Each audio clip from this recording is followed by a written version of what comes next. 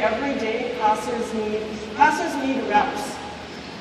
Oh boy, but servers need reps and setters need reps, Glenstead, and what's Larry going to say? Probably the other players need reps too. How do we get all the reps in? So we've got to find a way to get those reps.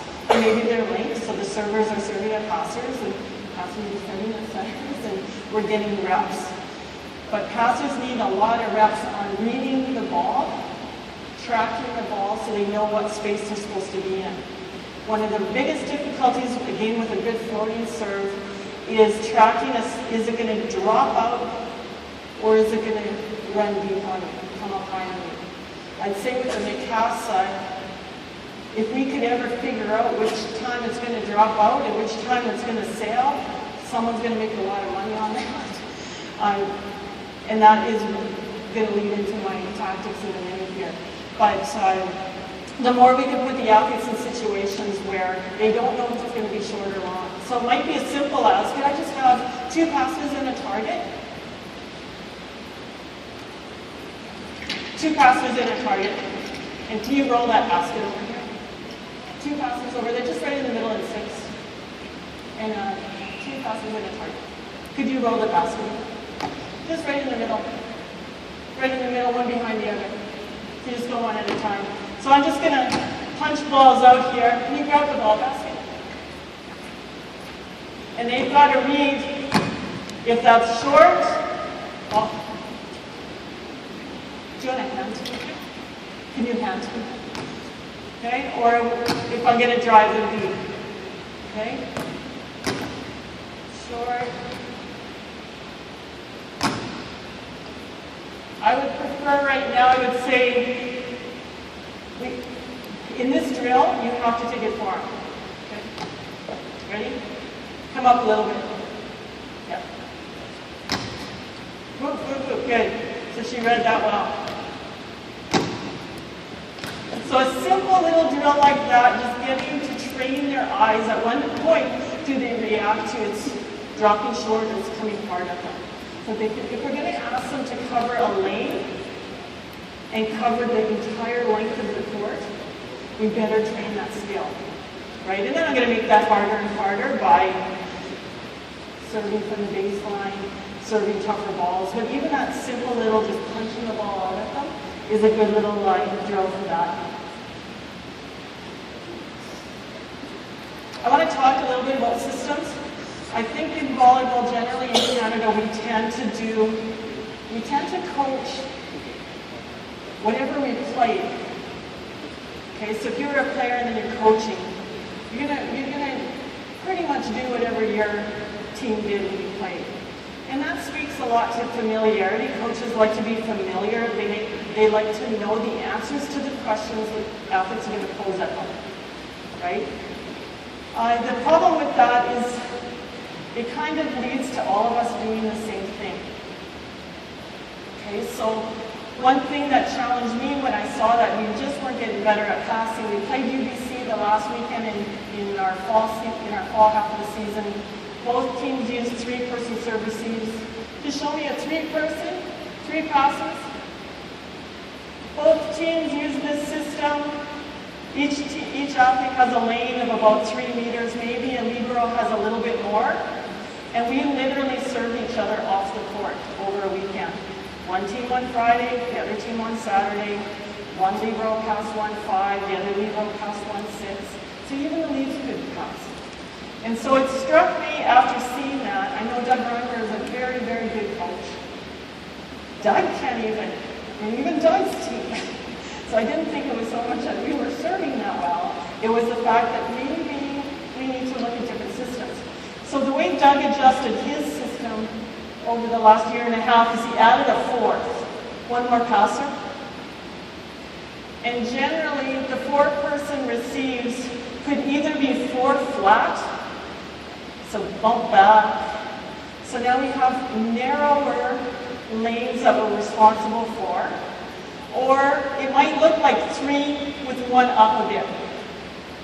So now we have one athlete in zone 5, number 11. She's going to get some help with the serve that drops out. But you other two, you're on your own over there. You're getting no help at all. Okay? We looked at an alternative pattern that covered the space. I remember going to a coaching clinic way back in probably the late, I don't even want to say the number, 80s. And Frank Emmons, great coach from University of Saskatchewan, was presenting. He said, you know, you should put someone wherever the ball tends to go. I know, that's smart. And then you should also think about putting your best passer there, wherever the ball tends to go. So we know the ball tends to go to the middle of the court, especially under pressure. So we should have someone in the middle of the court. So we went to four-person as well, but we brought a player up into the space, just back up a little bit, about the middle of the court. We left two deep, and we brought one short. So I diagrammed them for you. I presented this a couple weeks ago at a clinic. And not that I don't want you to email me, but I got quite a few emails about, could you just show me what that looks like in a 5-1? So this, now you have it. I don't care if you never look at it again, but you have a concept of, we call it the amoeba. It's an amoeba because it forms itself to whatever it needs to look like, depending on what the server is going to do. Okay? I don't coach to X's on the floor. I don't want my athlete to go and stand on a spot on the floor. I expect them to go cover the space that they think is the best space for them to be in that moment in time. Okay, so with our amoeba, our four-person receive, if this was a back row setter, who's the setter? Do you want to go, say you're in zone 1 right now. So this is our zone 1, 2, I need a middle. Do you want to go stand there? Zone 2, you would be here actually. 3, you're the right side right opposite the setter right now. And then our 2 back door. Okay? So we would run, come on up, setter comes up. You go that way, right, you're going to go get over here, and you're, yeah. Okay, so then we have some offense coming out of that. Okay, go back to where you were in receive. Some of the principles around the amoeba, if I'm serving from here and I'm a good line-to-line server, I might push her back just a little bit in zone 4 to protect that line a bit more. The space that's given away, I want you to always think about your receive patterns from the visual of the server. So even if you don't serve at your team in practice, go stand back where the server is and look at what the space looks like. If you were standing here right now, what do you guys see? Where's the open, servers love open space. Because they're like, yeah, I'm going to serve it in there and find the space. What do you see? Zone 2? There's a big space in zone 2, short in zone 2. How do you get the ball there? Once in about 100, we can hit it a depth serve right to the sideline. And we would let a server hit that once, and then we make an adjustment. Normally, it's a short serve that goes over there. Okay, so a short lobbing serve, and that player wants to go there anyway to go hit, so they go cover that space. Or if that was the libero in 1, she would come up and cover that short serve. Okay? Again, if the server was hitting it from here, I want my zone 4 now to be on a diagonal from me to the corner. Come over. Come over. Yeah. And up a bit. Good. Shift a little bit. So again, it's the perspective of what the server sees when I come, the person in the middle number. Yeah, 3, pop over a bit. Good. Okay. So just adjust a little bit depending where the server stands. The other shift we can make is if someone's really exploiting that space, take the whole front court and shift it over. You have to stay in rotation right to the sideline. Yeah. And now we've opened up that space. Okay, so you can see the concept of it being an amoeba. If anyone saw the match with Ottawa, our team was making these adjustments even in between so a service scores a point, the shift happened right away. And I think when you make a shift, I don't care what receive pattern you use, If a server hits a good serve against your team, or you're having trouble getting out of a rotation, have a different variation for your athletes. I think it's one of the best things you can do to empower your team to find a solution to a problem other than pass it to the setter girls or boys. They know they have to do that. But what we find is just by making a shift, sometimes the server then go back here and then shift it. So the server gets the ball, they look at the coach, okay, I'm supposed to serve there again, okay, shift. No, over there, sorry, shift. Yeah, shift to the right again. Now it looks different. Really, coach, you want me to serve it there? Yeah, coach didn't even notice it happened. You've only got a few seconds to make the adjustment. You'd be surprised how many of those serves go in the net. It's like, oh, it worked. So you may not go in the net, but we might end up getting them to serve exactly where we wanted them to serve the ball to. Okay, so creating space to tempt your opponent into something. Where we have trouble, without a doubt, there's disadvantages to the system.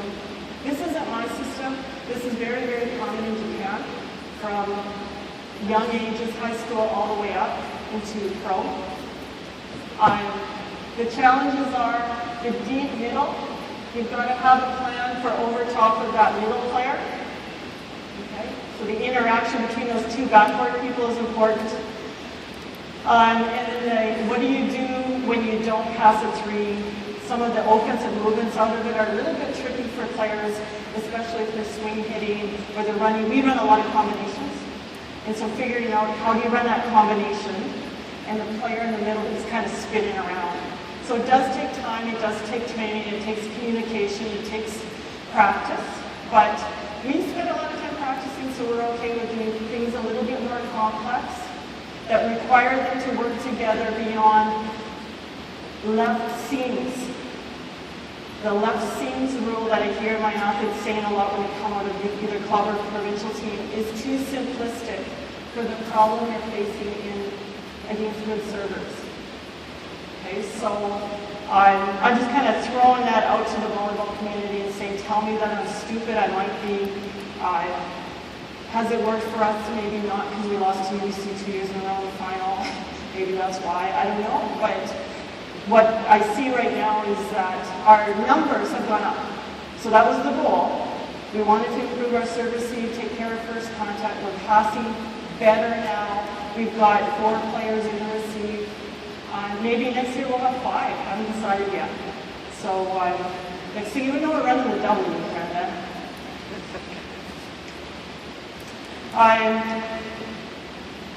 So I think I only have 3 minutes left, so I'm going to really quickly go through in training. Just reminders again that in the receive game, you need repetition both at the individual level, but don't forget to have repetition on your system.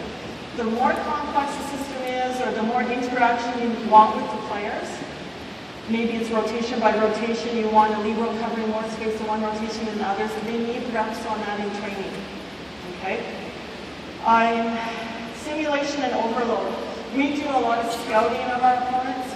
So Monday, my assistant coaches will receive a scouting report on how the opponent serves, what each player, what their tendencies are, and then their job is to simulate that during the week. So our athletes have to face the same challenges they'll face on the weekend. For the club level, have a catalog in your brain of what are we having trouble with. You don't have to practice the stuff you're already handling really well. It's just what are those serves that are really challenging us, and simulate it in your training. Consider overloading them. So serve way tougher in practice than they'll ever see in a game. Be careful with their confidence, because that's something that, you don't want to break them. You don't want to make them feel like they couldn't pass their way out of a wet paper bag. Is that what you say? I don't think that's the expression. But you know what I mean. You don't want to break them. But you also want them to feel like in the game, the serves are easy. How do you make it tougher? Get up on a box. Box serving makes it much tougher. Put the box closer to the area and have less space and time. Obviously not realistic, not game-like. I get that, but it does make the serving tougher. I want to talk a little bit about success criteria in creating your pressure and making it game-like. So rather than the drill being you stay until you get your 10, When's the last time you got to stay in the game until you got your 25 points? The game ends. Whenever the referee says the game ends, the game ends. In passing, you don't get to stay in the game until you get your 10 good passes. So maybe they get 10 reps, and they keep track of how many good they got in that.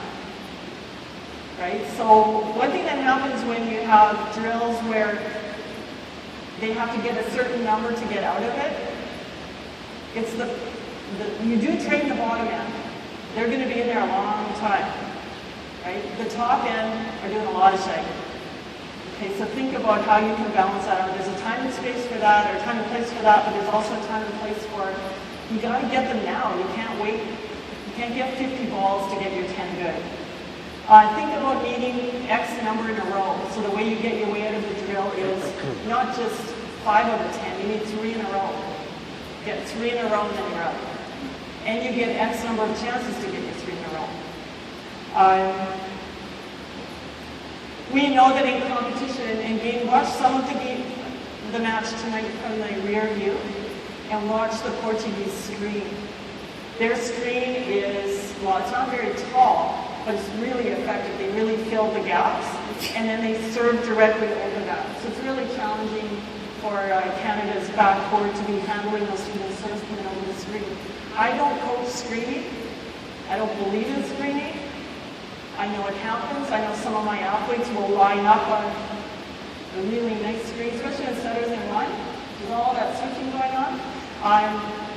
It's not something that we tactic, but we do have to be prepared to play these teams that do tactic screening. So simulated in practice, if you're in serve receive, the 3 of you go to the net and create a screen for me. Just go to the net, put your hands up nice and close. Front court in, on this side, hands up. So you just create the screen for me. Come right on over here. Close that up. I might put another couple in here. I might even take these advertising boards. These are a little bit too tall, but we put those up. So they can't see the ball at all until it's coming over the screen. Okay, but overload it, make it super hard, then in the game they're like, oh, it's not as bad as what it was in training. I might have number 3. Can you just serve a ball over the net? Number 7, sorry. Can you just hit a ball over the net? This is a little distraction drill. So I'm going to pretend I'm you. You can move there. Then you can serve anywhere.